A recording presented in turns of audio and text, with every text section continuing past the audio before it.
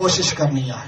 मोहब्बत पाए मन में, पहिरीं फरमाई मोहब्बत पाए मन में, चाहत पाए चित्त में सनो चाहत पाए चित्त में सनो कतियो जन, तन जो सराफन धुको बि दाख़िल न कयो।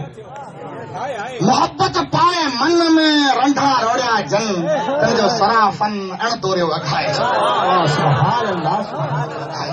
अल्लाह तबारक व तआला जल्ल शानहू असांखे तौफ़ीक़ अता फरमाए। हिन जहान में असीं कमाई करण आया आहियूं ऐं कमाई करे ऐं हिन जगह ते असीं जेको आहे सो इन कमाई जे अंदर, इन पंहिंजी मज़दूरी जे अंदर उहे कमाई भेड़ी करियूं, उहो मज़दूरी भेड़ी करियूं जेको असली घर ॾांहुं खणी हलूं। असली घर लाइ असांखे खणी हलण जे लाइ करे असांखे सची कमाई कमाइणी पवंदी।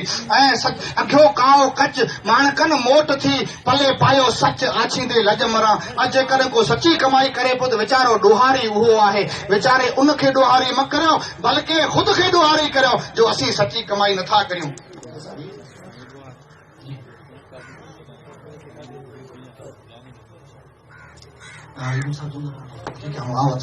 बस जेको आहे हाणे मुंहिंजो बयान ख़तम करियां थो।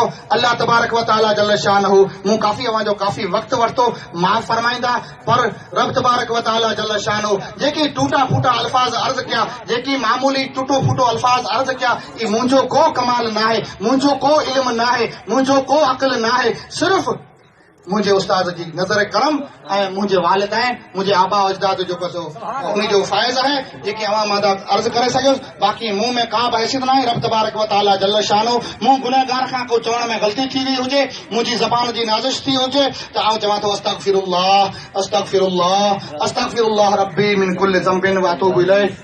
आखिर दवाना अनिल हम्दुलिल्लाहि रब्बिल आलमीन।